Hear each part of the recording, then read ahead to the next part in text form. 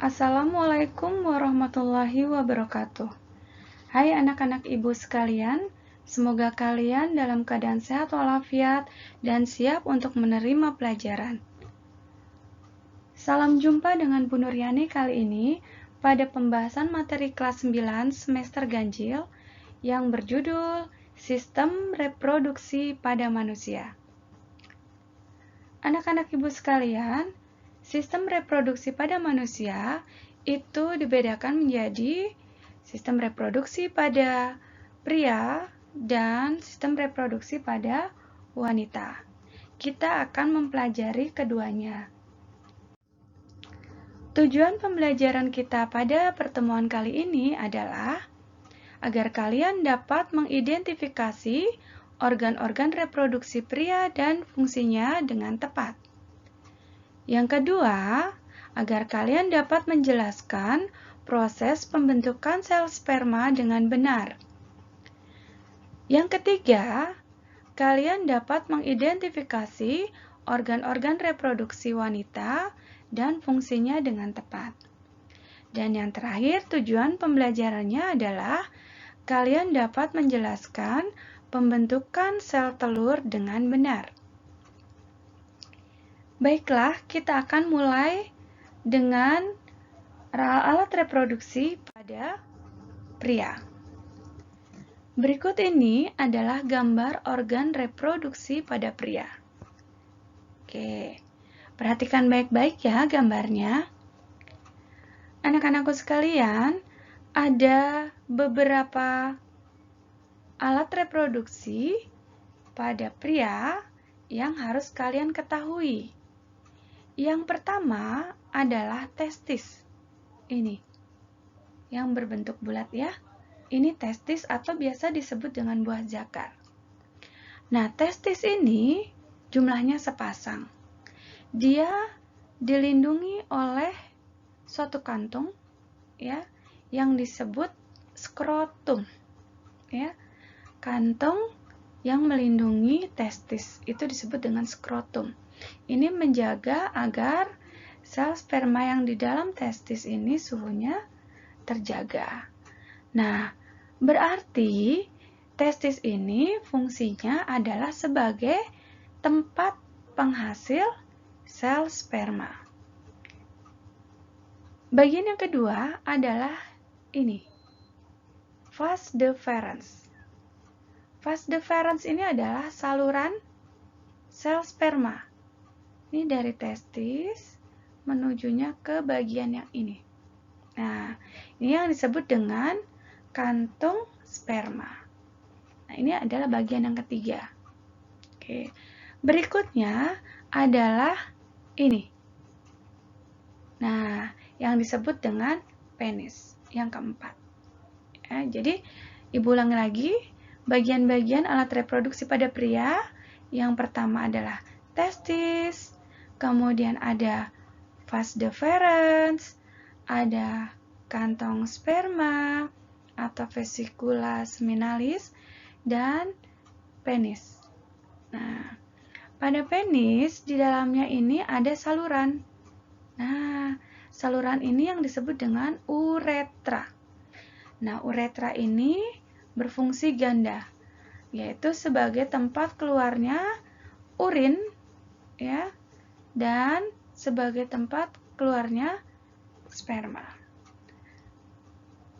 Selain dari alat reproduksi, ada juga kelenjar reproduksi pada pria, yaitu kelenjar prostat dan kelenjar bulboretalis.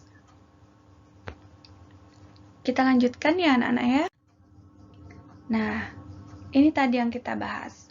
Alat-alat reproduksi pada pria. Yang pertama, testis ya, yang fungsinya sebagai penghasil sel sperma, jumlahnya sepasang. Kemudian vas deferens ya, sebagai saluran sel sperma, tadi yang menghubungkan antara testis dengan kantong sperma. Yang ketiga, kantong sperma, di mana fungsinya sebagai tempat penyimpanan sel sperma sementara sebelum dikeluarkan. Dan yang terakhir adalah penis, yaitu sebagai alat kopulasi. Berikutnya, marilah kita bahas mengenai organ reproduksi pada wanita. Perhatikan kembali gambarnya ya anak-anak. Ada alat-alat reproduksi pada wanita yang harus kalian pahami. Yang bentuknya bulat ini ada di kiri dan kanan, ya. Ini yang disebut dengan ovarium atau indung telur. Nah, ovarium atau indung telur yang jumlahnya sepasang ini, dia punya fungsi yaitu sebagai penghasil sel telur atau ovum. Nah, itu.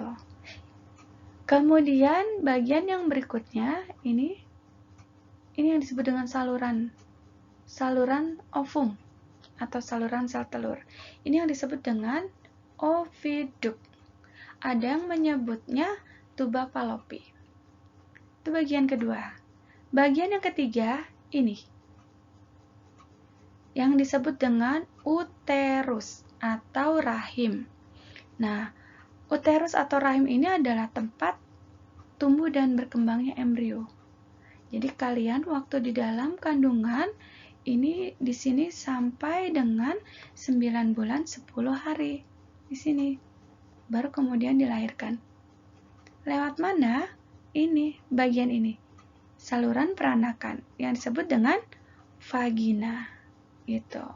Jadi, ada 4 bagian utama dari alat reproduksi pada wanita, yaitu ovarium, oviduct, uterus atau rahim, dan vagina. Nah, ini yang kita bahas tadi. Ovarium sebagai penghasil sel telur, ya. Oviduct itu ada 2 fungsinya, yaitu sebagai saluran sel telur dan satu lagi sebagai tempat terjadinya fertilisasi atau pembuahan. Oke. Apa itu fertilisasi atau pembuahan? Nanti kita bahas ya. Yang ketiga, uterus, yaitu tempat tumbuh dan berkembangnya embrio. Nah, yang terakhir, vagina, yaitu saluran peranakan dan tempat dimasukkannya sel sperma. Kita lanjutkan lagi anak-anak. Berikutnya adalah proses pembentukan gamet atau sel kelamin. Proses pembentukan gamet atau sel kelamin itu dikenal dengan istilah spermatogenesis dan oogenesis. Spermatogenesis yaitu proses pembentukan sperma di dalam testis. Nah, berarti ini terjadinya pada pria, betul. Berikutnya adalah oogenesis, yaitu proses pembentukan sel telur atau ovum di dalam ovarium. Karena yang punya ovarium hanya wanita, maka oogenesis ini terjadinya pada wanita. Nah, tadi kita bahas tentang fertilisasi. Ya, tadi kita menyebut tentang fertilisasi atau pembuahan. Nah, pengertiannya adalah proses peleburan antara sel sperma dan sel telur sehingga dihasilkan zigot. Di mana tadi proses fertilisasi itu terjadi? Nanti kita akan tunjukkan tempatnya kembali. Sekarang, marilah kita pelajari proses spermatogenesis. Proses pembentukan sperma pada pria. Ini bagannya. Ya. Spermatogonium berkembang menjadi sel spermatosit primer. Ini. Kemudian sel spermatosit primer ini akan mengalami meiosis pertama dan menghasilkan spermatosit sekunder.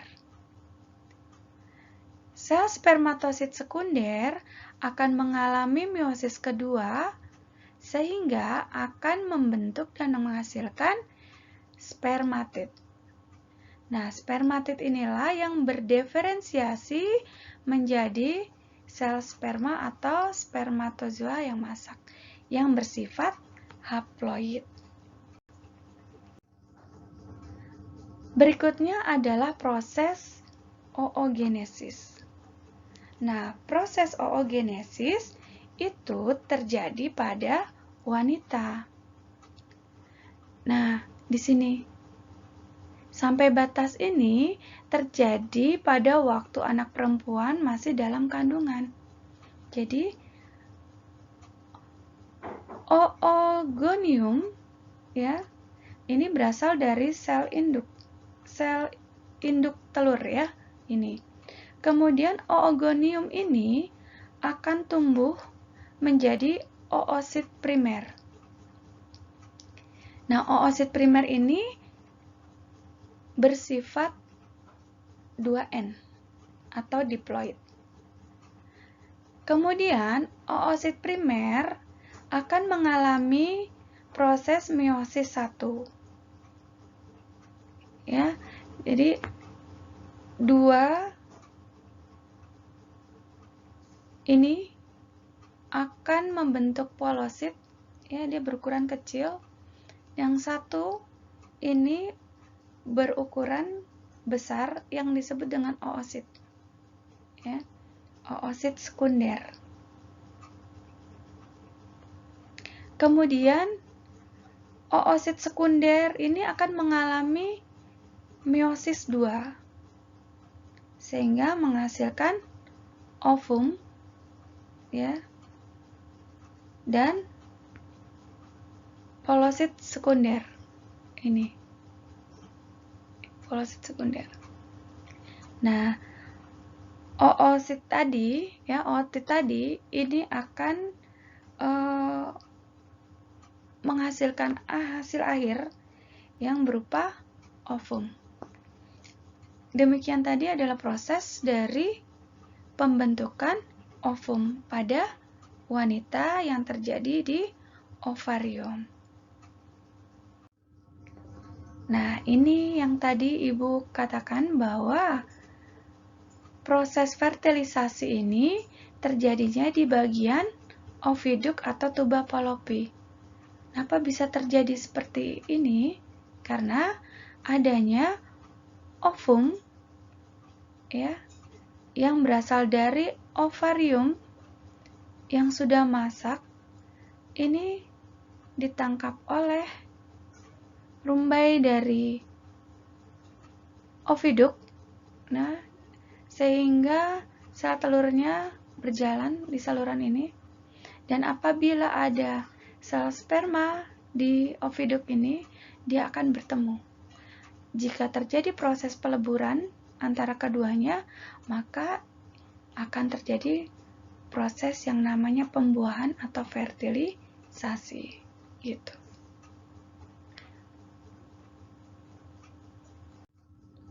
Nah, ini tadi peristiwa di mana lepasnya sel telur yang sudah masak dari ovarium menuju ke ovidak, ini yang disebut dengan ovulasi.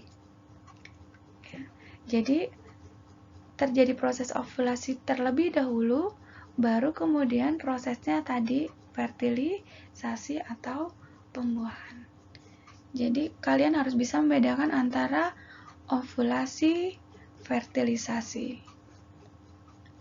Next, kita akan membahas tentang menstruasi. Tapi untuk pertemuan kali ini, kita cukupkan sampai di sini terlebih dahulu. Mudah-mudahan apa yang sudah kalian pelajari tadi bisa dimengerti dengan baik. Terima kasih atas perhatian kalian semuanya. Sampai ketemu di pertemuan yang akan datang. Wassalamualaikum warahmatullahi wabarakatuh.